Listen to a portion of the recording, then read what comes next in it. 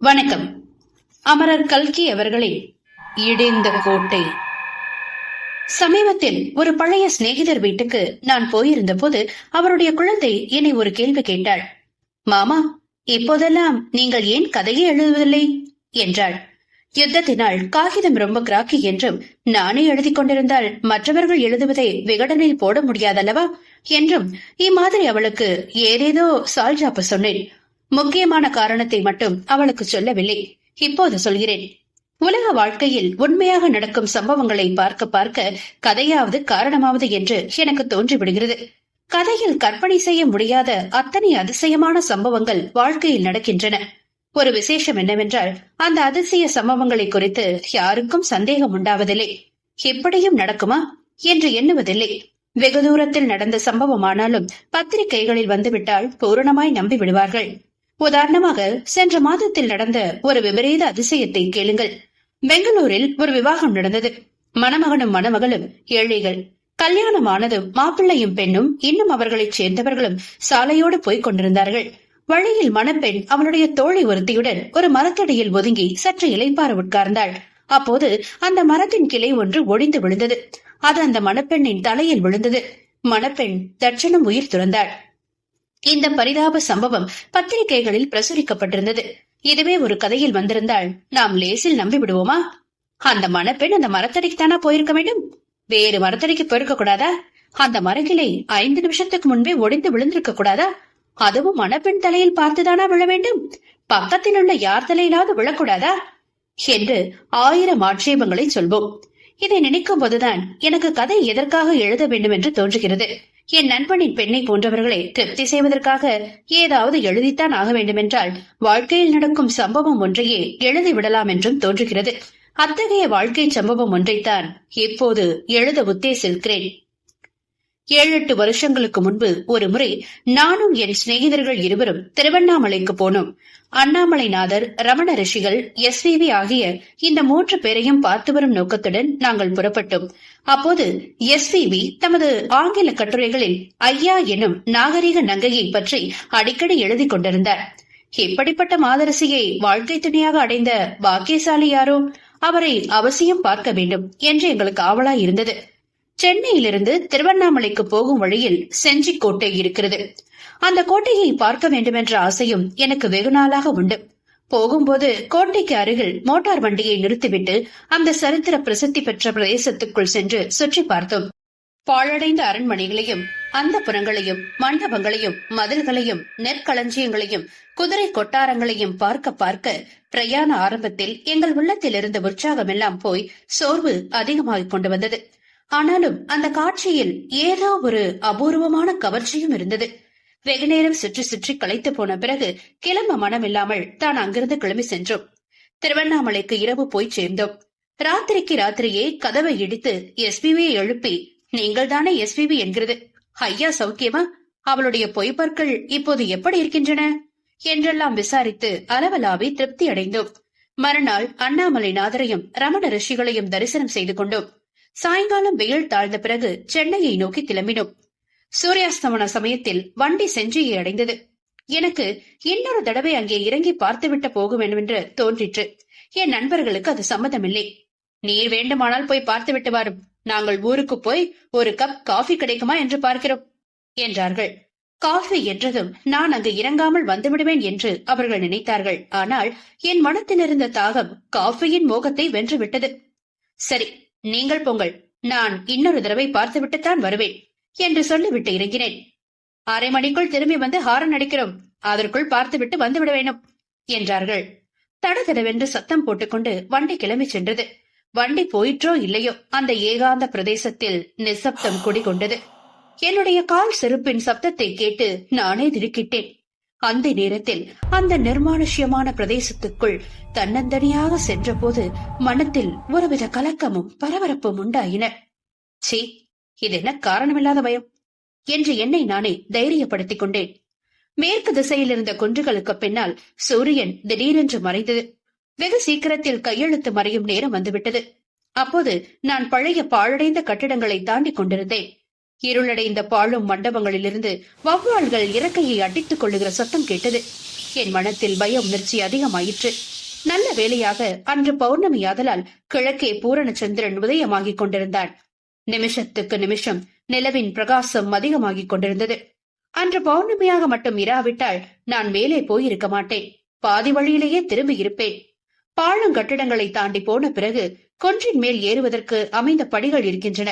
இந்த படிகளில் கொஞ்ச தூரம் ஏறி சென்று அங்கிருந்து பார்த்தால் அந்த இடிந்த கோட்டை பிரதேசம் முழுவதையும் பார்க்கலாம். அப்படி ஒரு தடவை பார்த்துவிட்டு திரும்பி போக வேண்டும் என்றுதான் இவ்வளவு தூரம் நான் வந்தது. படிகளில் ஏறத் தொடங்கினேன். 20-30 படிகளுக்கு மேல் ஒரு திருப்பம் இருக்கிறது. அங்கு நான் திரும்பியதும் மேலே அடியெடுத்து வைக்க முடியாமல் திகைத்து போய் நின்றேன். ஏனெனில் அங்கே திருப்பத்தின் முதல் படியில் ஒரு மனுஷன் உட்கார்ந்திருந்தான். அவன் ஓர் இளைஞன். நாகரிகமாக வேஷ்டி ஜெப்பா அணிந்தவன். தலையை அழகாக கிராப் செய்து வாரி விட்டுக் கொண்டிருந்தான். முகம் கலையான முகம். புத்திசாலி என்று தோன்றியது. எப்படிப்பட்ட பையனை சாதாரணமாக வேறு எங்கே பார்த்தாலும் பயமோ அதிசயமோ உண்டாக நியாயமில்லை. ஆனால் அந்த வேளையில் அந்த நிர்மானுஷ்ய பிரதேசத்தில் அவனை திடீரென்று வெகு சமீபத்தில் பார்த்ததும் பாம்பை மிதித்தவன் போல் துணுக்குற்று போனேன். அந்த வாலிபன் முகத்திலும் ஆச்சரியமும் திகைப்பும் காணப்பட்டன. ஆனால் அவன்தான் முதலில் சமாளித்துக் கொண்டான். யார் சார் நீங்க? இந்த ஊரில் போல இருக்கே என்றான். பேச்சுக்குரல் கேட்டதும் எனக்கு தைரியம் உண்டாகிவிட்டது. நல்ல வேளை இங்க ஒரு மனுஷன் இருக்கிறானே, போகும்போது சேர்ந்து போலாம் என்று மனதிற்குள் நினைத்தேன். பிறகு நான் அங்கு வந்த காரணத்தை கூறினேன். ஆமா, இந்த இடத்துல இருந்து வெண்ணிலா வந்த காட்சியை பாக்குறதுக்கு எனக்கு கூட ரொம்ப பிடிக்கும். அடிக்கடி இங்க நான் வர்றதுண்டு என்றான். அவன் அருகில் நானும் உட்கார்ந்து, உனக்கு இந்த ஊர் தானா என்று கேட்டேன். இல்ல, என் சொந்த ஊரு பெரியகுளம். பக்கத்து ஊர் பள்ளிக்கூடத்துல உபாத்தியாரா இருக்கேன். வந்து 3 வருஷம் ஆச்சு என்றான். அவன் செகண்டரி ட்ரைனிங் ஆனவன் என்றும் பெயர் குமாரசுவாமி என்றும் தெரிந்து கொண்டேன். தன் கையால் சமைத்து சாப்பிட்டுக் கொண்டிருப்பதாகவும் அவன் சொன்னபோது, கல்யாணம் ஆகலையா என்று கேட்டேன். கல்யாணமா என்று சொல்லி அவன் வானத்து சந்திரனை நோக்கினான். பிறகு பெருமூச்சு விட்டுக்கொண்டு என்னை பார்த்து, இதுவரைக்கும் இல்ல என்றான். அப்போது அவனுடைய பார்வையும் புன்னகையும் ஏதோ ஒரு மாதிரியாக இருந்தன. பின்னர் அவனாகவே, ஆனா பொண்ணு நிச்சயமா இருக்கு என்றான். எந்த ஊர்ல என்று கேட்டேன். இதே ஊர்ல, இதே இடத்துலதான். பொண்ணு நிச்சயமாகி 300 வருஷம் ஆகுது என்று கூறி ஒரு நிமிடம் தயங்கினான். பிறகு, இன்னைக்குதான் கல்யாணம் என்று சொல்லி முடித்தான். என்னுடைய நெஞ்சு அடைத்துக் கொள்ள தொடங்கிற்று. ஐயோ, இவனுக்கு சித்தப்பிரமை போலிருக்கிறதே. இந்த ஏகாந்தமான பிரதேசத்தில் அஸ்தமன வேளையில் இவனிடம் வந்து அகப்பட்டுக் கொண்டோமே. மெதுவாக அங்கிருந்து கிளம்புவதற்கு நான் எத்தனைக்கையில் அவன் என் மனதில் உள்ளதை தெரிந்து கொண்டவன் போல், எனக்கு மூளை சரியில்லைன்னு தானே நினைக்கிறீங்க? அப்படிதான் தோணும். எனக்கே சில சமயம் இது சித்தப்பிரமையோன்னு தோணுது. உங்களுக்கு சாவகாசம் இருந்தா முழு விவரமும் சொல்றேன்.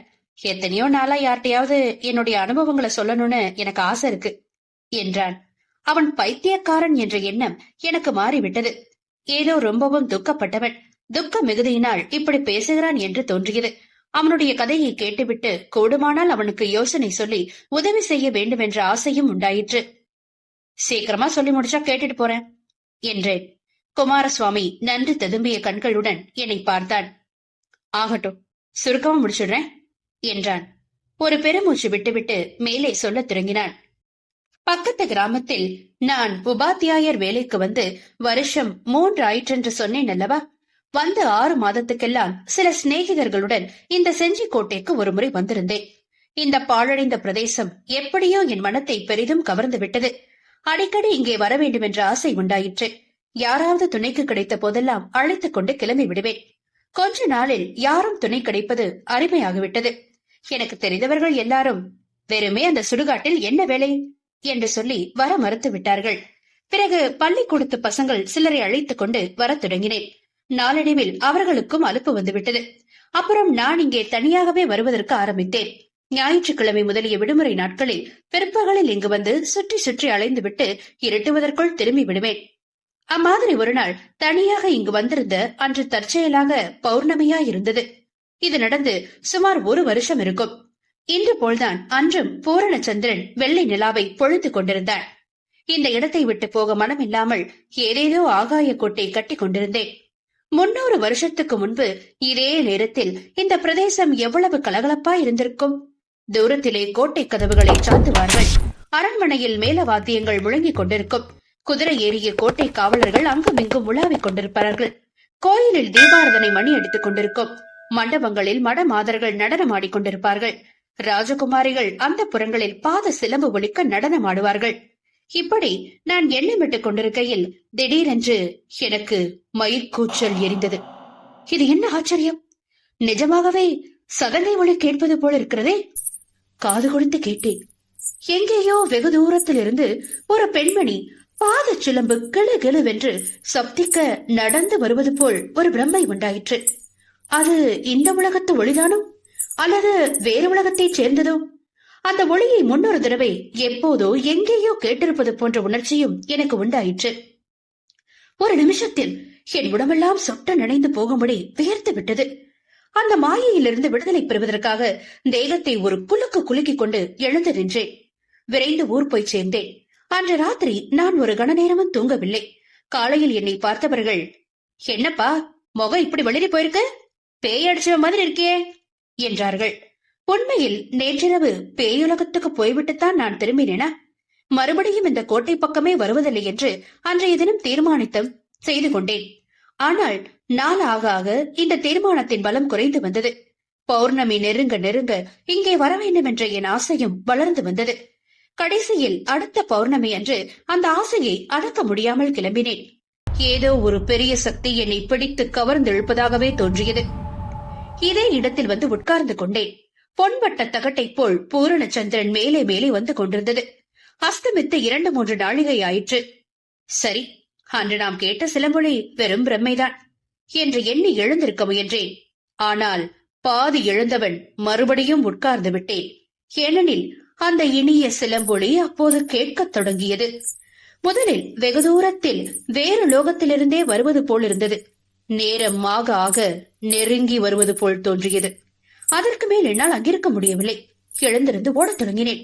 சிலம்பொலி என்னை பின்தொடரவில்லை என்று தெரிந்த பிறகு கொஞ்சம் சாவதானமாக நடந்தேன். ஆனாலும் ஊர் போய் சேரும் வரையில் என் உடம்பு நடுக்கிக் கொண்டுதான் இருந்தது. பிறகு இங்கே வரக்கூடாதென்ற எண்ணத்தை முழுதும் விட்டுவிட்டேன். சாவகாசம் கிடைத்த போதெல்லாம் வரத் தொடங்கினேன்.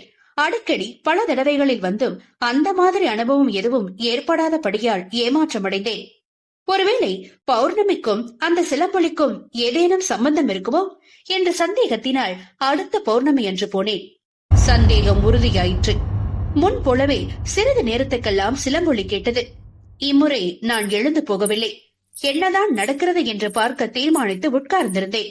சிலம்பின் ஒளி நெருங்கி நெருங்கி வந்து கொண்டிருந்தது.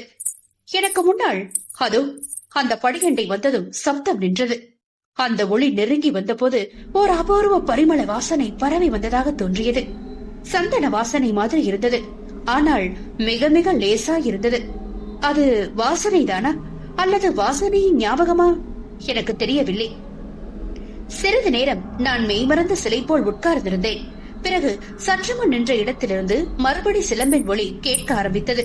அது படிகளின் மீது ஏறுவது போலவும் எனக்கு பின்னால் இருந்த மேல்படியில் வந்து நிற்பது போலவும் தோன்றியது. அந்த மிருதுவான சந்தன வாசனை என்னை முற்றும் சூழ்ந்து கொண்டது. தேகத்தின் ஒவ்வொரு ரோம துவாரம் வழியாகவும் நான் அந்த இன்ப மனத்தை அனுபவித்தேன். இப்படி எத்தனை நேரம் மதிமயங்கி இருந்தோனோ தெரியாது. என் தலைக்கு மேலே வெகு சமீபத்தில் இருதயத்தை பிளக்கும்படியான ஒரு விம்மல் சத்தம் கேட்டது. அடுத்த வினாடி என் மீது சலசலவென்ற நீர்த்துளிகள் விழுந்தன. அளவில்லாத திகில் கொண்டவனாய் தூக்கி வாரி போட்டுக்கொண்டு எழுந்திருந்தேன். அப்படி எழுந்திருந்த போது என் மேலே மிக மிருதுவான பட்டுத்துணி உராய்வது போன்ற உணர்ச்சி உண்டாயிற்று. பிறகு இவ்விடத்தில் நிற்பதற்கு தைரியம் இல்லாமல் அவசரமாய் படிகளில் இறங்க தொடங்கினேன். போகும்போது உடம்பெல்லாம் நடுங்கிக் கொண்டிருந்தது. மறு பௌர்ணமி எப்போது வரப்போகிறது என்று காத்திருந்தேன்.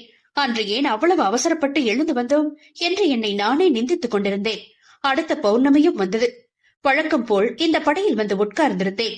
அன்று சதங்கையொளி ரொம்பவும் தயங்கி தயங்கி வந்ததாக தோன்றியது. எனக்கு முன்னால் சற்று நின்றது. பிறகு மேலே ஏறி எனக்கு பின்னால் போய் நின்றது. முன் போலவே அந்த இனிய சந்தன வாசனை என்னை சூழ்ந்தது. ஆனால் முன் தடவையைப் போல் லேசாக இல்லை. சந்தேகமர உணர்ந்து அனுபவிக்க கூடியதா இருந்தது. சற்று நேரத்துக்கெல்லாம் பூ போன்ற மெல்லிய கரங்களால் யாரோ என் தோள்களை கட்டித் தழுவுவது போன்ற உணர்ச்சி உண்டாயிற்று. தலையில் இருந்து கால் வரையில் நான் புலங்காகிதம் கொண்டேன். அந்த ஸ்பரிசம் அவ்வளவு உண்மையாக தோன்றியபடியால் தழுவிய கைகளை பிடித்துக் கொள்ள என் கரங்களை உயர்த்தினேன். ஆனால் என் கைகள் ஒன்றையும் பிடிக்கவில்லை. திடுக்கிட்டு திரும்பி பார்த்தேன். பெரும் வெட்ட வெளிதான் இருந்தது. அப்படியே நான் மூர்ச்சையடைந்து விழுந்திருக்க வேண்டும். எனக்கு மூர்ச்சை தெளிந்த போது சந்திரன் ஆகாயத்தில் வெகு தூரம் உயர வந்துவிட்டது. தள்ளாடிக்கொண்டு நடந்து வீடு சென்றேன். என்னை இன்ப பரவசத்தில் ஆழ்த்தி மூர்ச்சடைய செய்த அந்த ஆலிங்கனத்தை நினைக்கும் போதெல்லாம் மயிர்கூச்சல் உண்டாயிற்று. மறுநாள் சூரிய உதயமான போது முதல் நாள் மாலை அனுபவம் வெறும் பொய்யென்று தோன்றிற்று. எனக்கு ஏதோ சித்த பிரமைதான் உண்டாகி நாளுக்கு நாள் அதிகமாகி வருகிறதென்று நினைத்து பயந்து போனேன். இனிமேல் இந்த கோட்டை பக்கம் வரக்கூடாதென்று உறுதி செய்து கொண்டேன். ஆனால் அந்த உறுதி வெகு சீக்கிரத்திலேயே குலைந்து போயிற்று. அன்று பள்ளிக்கூடத்துக்கு போனது பிள்ளைகள் சிலர், ஏன் சார் உங்கள்ட்ட என்ன சார் சந்தன வாசனை கம்முன்னு வருது, எங்கேயாவது கல்யாணத்துக்கு போயிருந்தீங்களா என்றார்கள். ஆகவே என்னுடைய அனுபவம் வெறும் பிரம்மை அல்ல, மயக்கம் அல்ல.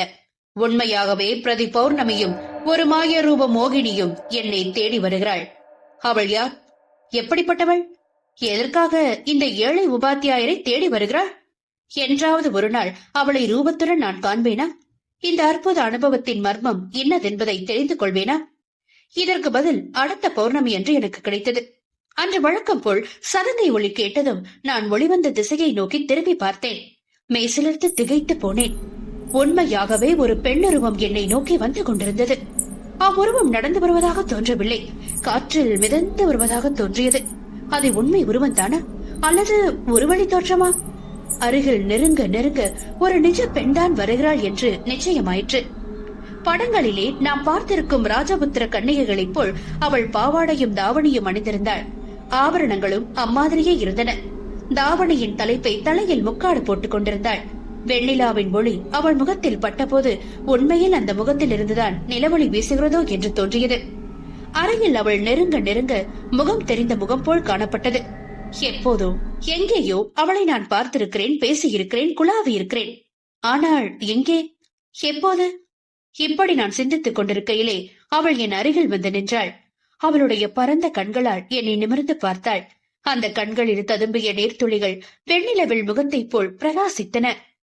அப்படி பார்த்த வண்ணம், குமார், என்னை ஞாபகம் இருக்கிறதா என்று கேட்டாள். அந்த இனிய குரல் என் காதில் விழுந்ததும் என் இருதயம் விம்மி வெடிப்பது போல் இருந்தது. எப்போதோ ஒரு சமயம் அவளுடைய கையை நான் பிடித்துக் கொண்டு, இந்த ஜென்மத்தில் மட்டுமல்ல, 7 ஜென்மத்திலும் உன்னை நான் மறவேன், இது சத்தியம் என்று அவளுக்கு வாக்கு கொடுத்தது மிக பழைய ஒரு கனவை போல் ஞாபகம் வந்தது. அவளுடைய கேள்விக்கு ஏதோ பதில் சொல்ல வாயெடுத்தேன். அந்த கணத்தில் ஸ்மரணையற்று கீழே விழுந்தேன். குமாரசுவாமி சொன்ன கதையை ஏட்டில் படிக்கும்போது உங்களுக்கு நம்பிக்கை உண்டாகிறதோ என்னவோ தெரியாது. ஆனால் எனக்கென்னவோ அவன் சொல்லி வந்தபோது எல்லாம் நிஜமாகவே தோன்றிக் கொண்டிருந்தது. அந்த இடமும் அந்த நேரமும் சேர்ந்து அப்படி என்னை மயக்கி இருக்க வேண்டும். தான் மூர்ச்சையடைந்த கட்டத்தில் குமாரசுவாமி கதையை நிறுத்திவிட்டு எழுந்திருந்து நின்றான். நாற்புறமும் ஒரு தடவை சுற்றி பார்த்தான். பிறகு மறுபடியும் உட்கார்ந்தான். அப்புறம் என்ன நடந்துச்சு என்று ஆவலுடன் கேட்டேன்.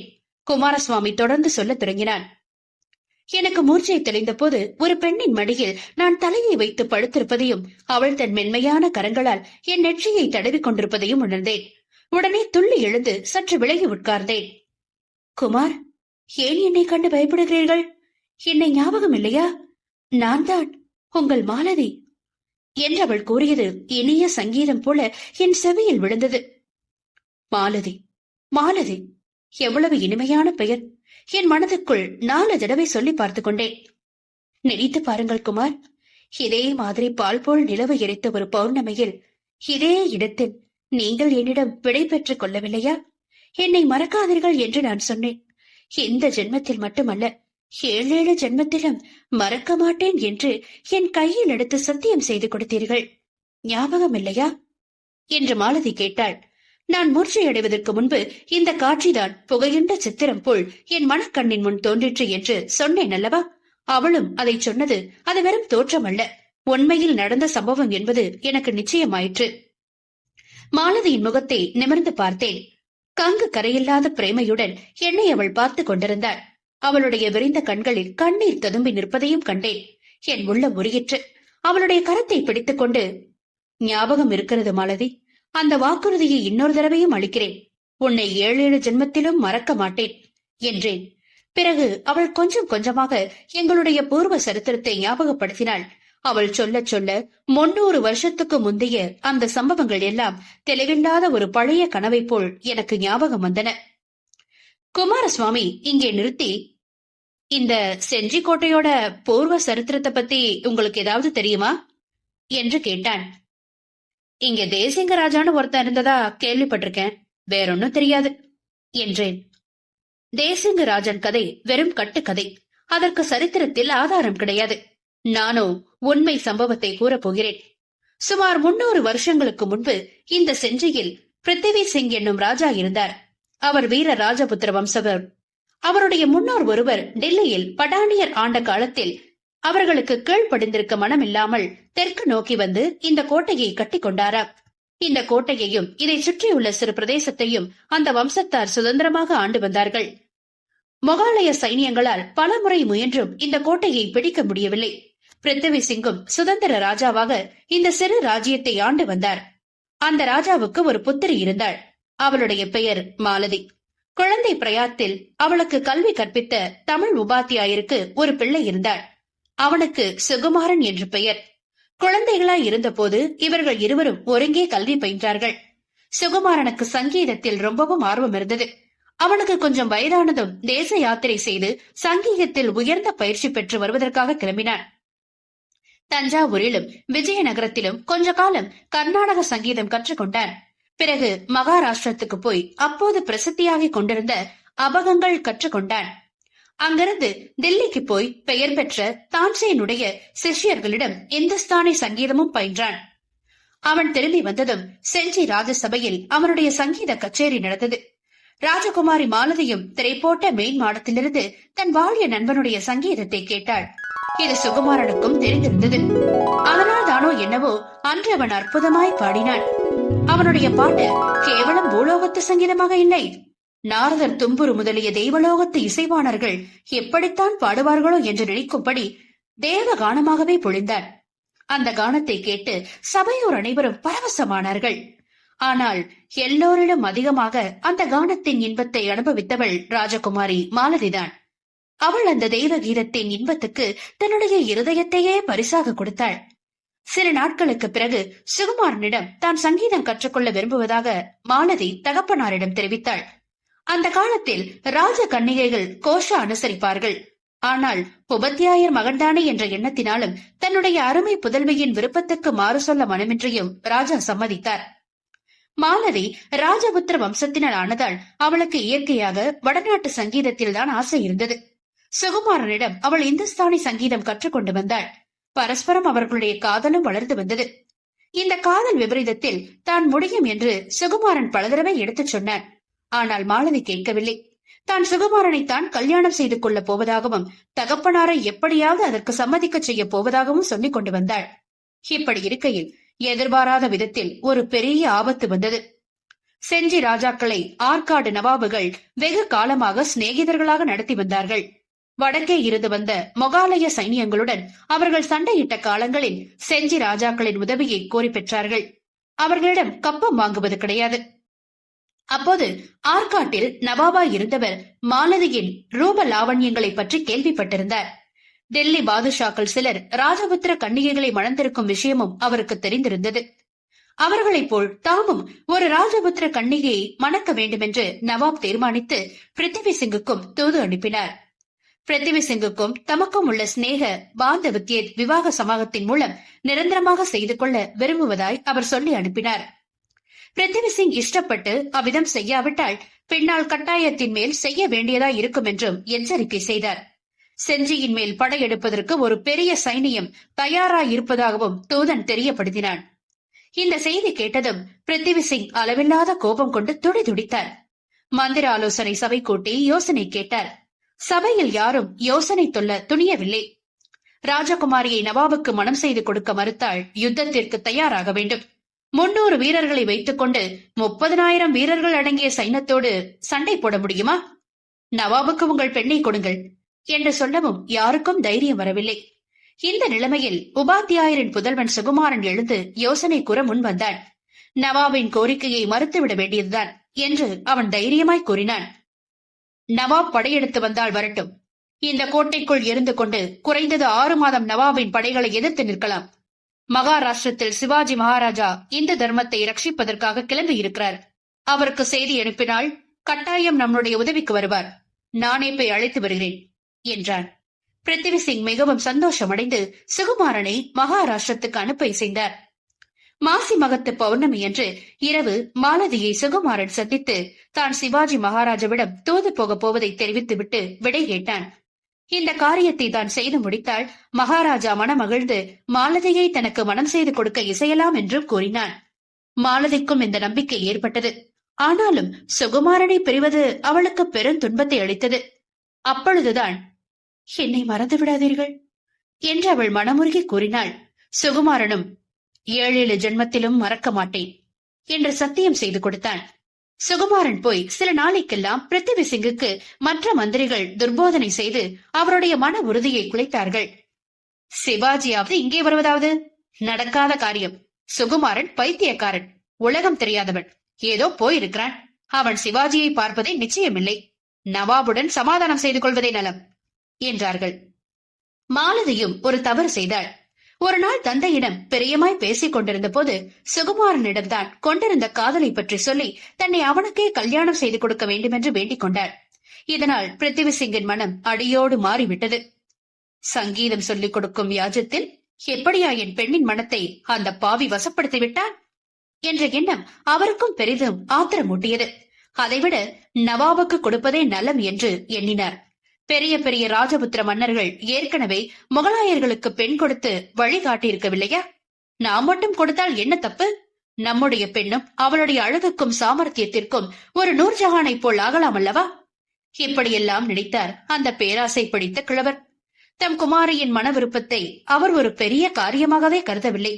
நவாபுக்கு தம்முடைய சம்மதத்தையும் தெரிவித்து விட்டார். மாலதிக்கு இது தெரிந்த போது இடையுண்ட நாகத்தைப் போல் துடிதுடித்தாள். 7 ஜென்மத்திலும் தன்னை மறப்பதில்லை என்று வாக்களித்து விட்டு போன சுகுமாரனுக்கு துரோகம் செய்து இன்னொருவனை மணப்பதென்பது அவளால் நினைக்கவே முடியாத காரியமாயிருந்தது. தகப்பனாரிடம் எவ்வளவோ சொல்லி மன்றாடி பார்த்தாள். ஒன்றும் பலிக்கவில்லை. கடைசியாக ஒரு நாள் இரவு அரண்மனையிலிருந்து யாரும் அறியாமல் எழுந்து சென்று இந்த கோட்டையின் அதிதேவதையான காளி கோயிலுக்கு சென்றாள். அந்த கோயிலுக்கு அருகில் மிக ஆழமான சுனை ஒன்று இருக்கிறது. அம்மனை தியானித்துக் கொண்டே அந்த சுனையில் விழுந்து உயிர் துறந்தாள். பிருத்திவி சிங்கிற்கு இந்த விபத்தினால் பைத்தியம் பிடித்துவிட்டது. அவருக்கு வேறு புதல்வர்கள் இல்லை. எனவே கோட்டையை லேசாக ஆற்காடு நவாபு கைப்பற்றிக் கொண்டார். சிவாஜியை காண சென்ற சுகுமாரன் எவ்வளவோ கஷ்டங்களுக்கெல்லாம் உள்ளாகி கடைசியில் அந்த மகாவீரரை நேரில் கண்டான். அவனுடைய வேண்டுகோளை சிவாஜியினால் நிராகரிக்க முடியவில்லை. அவருக்கும் வெகு காலமாக தெற்கு நோக்கி வர வேண்டும் என்ற எண்ணம் இருந்தபடியால் ஒரு பெரிய சைனியத்துடன் கிளம்பி வந்தார். கோட்டை ஒரே நாளில் சிவாஜி வசமாயிற்று. ஆனால் சுகுமாரன் கோட்டைக்குள் வரவில்லை. மாலதியின் கதியை அறிந்ததும் அவனுக்கு உலக வாழ்க்கையில் வைராகியம் உண்டாகிவிட்டது. கையில் சுரைக்காய் தம்பூர் ஏந்திய வண்ணம் அவன் உலக அநியத்தை பற்றியும் காதலின் மேன்மையை பற்றியும் பாடிக்கொண்டு தேச சஞ்சாரம் செய்ய போய்விட்டான். அந்த சுகுமாரன் தான் நான். 6 ஜென்மத்துக்கு பிறகு 7வது ஜென்மத்தில் இங்கு வந்து சேர்ந்தேன். சரி, ரொம்ப நேரமாகிவிட்டதே. நீங்கள் போக வேண்டாமா? உங்கள் சிநேகிதர்கள் காத்து கொண்டிருக்க மாட்டார்களா என்றான் குமாரசுவாமி. ஆமாமா, ரொம்ப நேரம் ஆயிடுச்சு. வாஸ்துவந்தா மணி 7:30 8 கூட இருக்கும். சாலை பக்கமா காது கொடுத்து கேட்டேன். மோட்டார் ஹாரன் சத்தம் கேட்கல. குமாரசுவாமி முன்பை விட அதிக பரபரப்பு அடைந்திருப்பதையும் நான் அவ்விடம் விட்டு போக வேண்டுமென அவன் விரும்புகிறான் என்பதையும் கண்டேன். அவன் கூறியதெல்லாம் உண்மையா இருக்க முடியுமா? இன்று பௌர்ணமி ஆயிற்றே. ஒருவேளை அந்த ஆவி உருவ மோகினி இன்றைக்கு இங்க வருவாளோ? என் கண்ணுக்கு கூட புலப்படுவாளோ? ஒரு பக்கம் எனக்கு பயமாய் இருந்தது. இன்னொரு புறத்தில் உண்மையை அறியாமல் அவளை விட்டு போகவும் மனம் வரவில்லை. முக்கியமான விஷயம் நீ சொல்லவே இல்லையே. சொனையில விழுந்த மாலதி என்ன ஆனா? நீ 7வது ஜென்மம் எடுத்து வர்ற வர அவ என்ன செஞ்சிட்டு இருந்தா என்று கேட்டேன். ஓஹோ, அத நான் சொல்லலையா? இப்படித்தான் எனக்கும் சில சமயம் மனசு குழம்பி போகுது என்றான் குமாரசுவாமி. அப்புறம் அவன் சொன்னது முன்னே கூறியதெல்லாம் தூக்கி அடிப்பதாய் இருந்தது. அப்படி நம்பகத்தன்மையாய் இருந்தது. அதோடு கொஞ்சம் முன்பின் குழப்பமாகவும் இருந்தது. அவன் கூறியதை ஒழுங்குபடுத்தி நானே இங்கே சுருக்கமாக சொல்லிவிடுகிறேன். காளி கோயில் சுனையில் மாலதி விழுந்தாள் அல்லவா?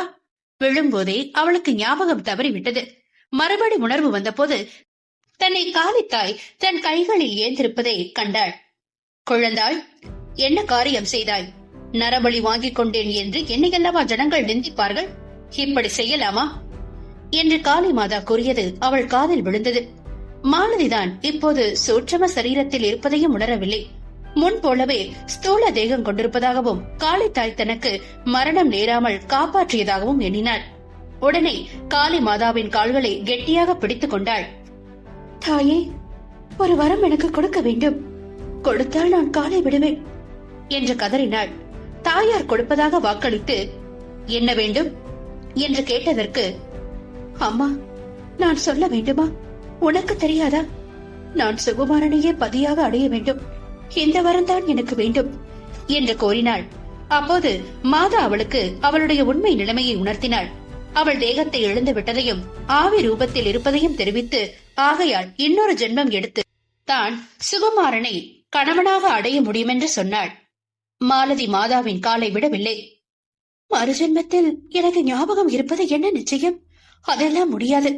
இந்த ஜென்மத்தில் நான் இந்த நினைவோடையே சுகுமாரனை அடைய வேண்டும் என்று பிடிவாதம் பிடித்தாள். அப்படியானால் நீ 300 வருஷம் காத்திருக்க வேண்டும். அத்தனை நாளும் இந்த மலை பிரதேசத்தில் ஆவி ரூபத்தில் அலைய வேண்டும். ஒவ்வொரு வினாடியும் உனக்கு ஒரு யுகமாக இருக்கும். இதற்கு சம்மதமா என்று காளியம்மன் கேட்டாள். மாலதி, எவ்வளவு யுகமானாலும் காத்திருப்பேன் என்றாள். சரி, அப்படியானால் நீ கேட்கும் வரம் கொடுக்கிறேன். இந்த ஞாபகத்துடனேயே நீ சுகுமாரனை அவனுடைய 7வது ஜென்மத்தில் அடைவாய். ஒவ்வொரு ஜென்மத்திலும் அவன் இங்கு ஒரு முறை வருவான். நீ அவனை காண்பாய். ஆனால் அவன் உன்னை காண மாட்டான்.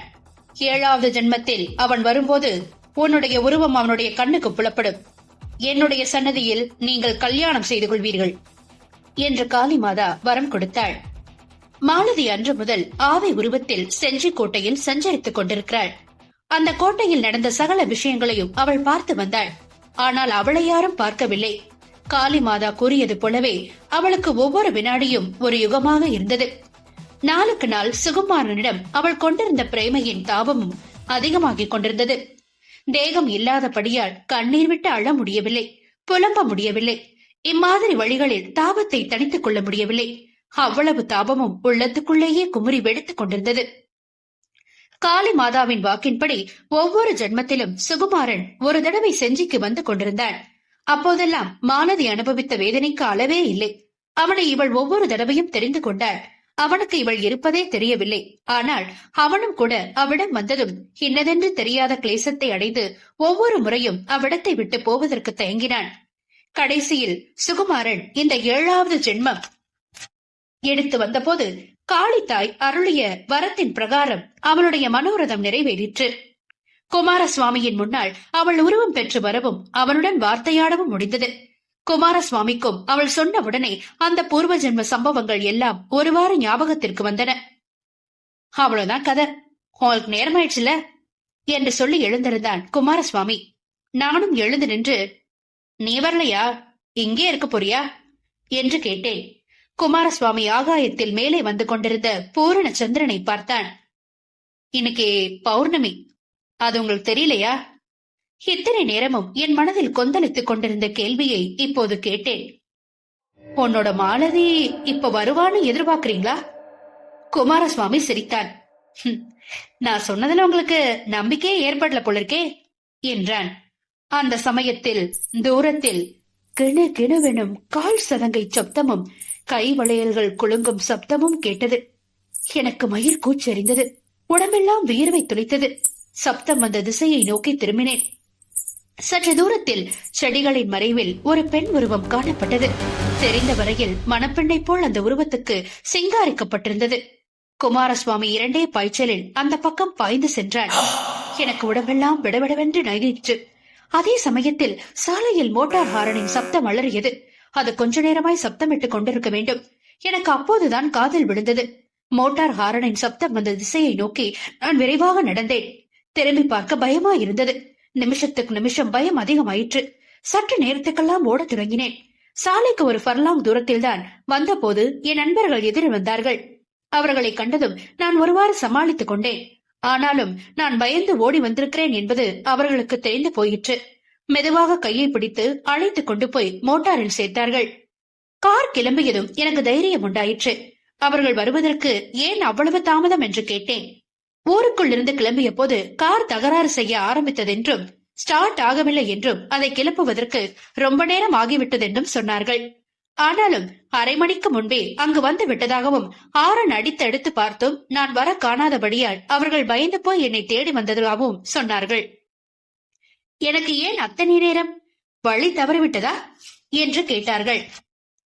ஆமாம் என்று நான் சொன்னேன். என்னுடைய அனுபவத்தை கூறினால் நம்ப மாட்டார்கள், பரிகாசம் செய்வார்கள் என்று பயந்தேன். செஞ்சிக்கு அடுத்தாற்போல் மின்னலூர் என்ற ஒரு கிராமம் இருக்கிறது. அந்த கிராமத்தின் வீதி வழியாக நாங்கள் சென்ற போது அங்கே ஒரு பெரிய கொட்டார பந்தல் வீதியை அடைத்து போட்டிருப்பதை பார்த்தோம். காரை திருப்பி வேறு வழியாக போக வேண்டியிருந்தது. அங்கு என்ன விசேஷம் என்று கேட்டதற்கு அந்த ஊர் ஜமீன்தார் மகளுக்கு அடுத்த வாரத்தில் கல்யாணம் என்றும் அதற்காக பந்தல் போட்டிருக்கிறது என்றும் தெரிந்தது. கல்யாண பேச்சு வந்ததும், இன்று ராத்திரி செஞ்சி கோட்டையில் ஒரு கல்யாணம் நடக்கும் என்று நான் வாய் தவறி சொல்லிவிட்டேன். உடனே என் சிநேகிதர்கள் பிடித்துக் கொண்டார்கள். என்ன என்ன என்று குடைந்து கேட்டதன் மேல் அவர்களுக்கு விவரம் கூறினேன். நான் எதிர்பார்த்தது போலவே அவர்கள் கதையை முழுதும் நம்பவில்லை. ஆனாலும் நான் உடம்பெல்லாம் நடுங்கிக் கொண்டு திரும்பி வந்ததை எண்ணி நான் சொன்னதில் ஏதாவது உண்மை இருக்குமோ என்று சந்தேகித்தார்கள். சென்னை சேர்ந்து 2-3 நாளைக்கெல்லாம் என்னுடைய செஞ்சி அனுபவத்தில் எனக்கே சந்தேகம் உண்டாகிவிட்டது.